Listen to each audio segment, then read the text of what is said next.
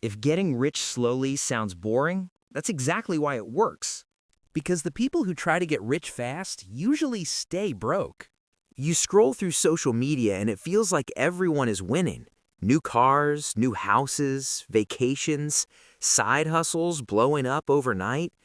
Meanwhile, you're doing everything right and still feel behind. Getting rich fast sounds exciting, but fast money usually comes with fast mistakes. People chase risky investments, lifestyle upgrades, death disguised as success. And the problem isn't income, it's instability. Fast money creates pressure. Pressure creates bad decisions. That's why so many people who look rich feel broke. Getting rich slowly doesn't mean being cheap or miserable. It means spending less than you earn, avoiding high-interest debt, and investing consistently, even when it feels boring. Slow wealth is built on habits, not hype. And habits don't care how much you make, only what you keep.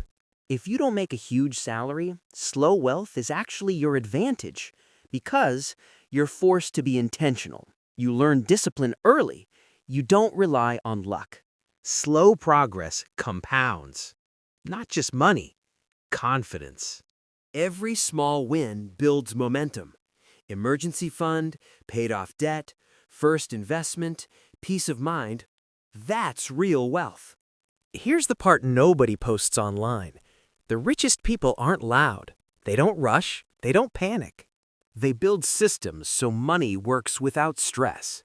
The real flex isn't the car. It's sleeping well at night. If you're moving slowly, you're not failing. You're building something stable.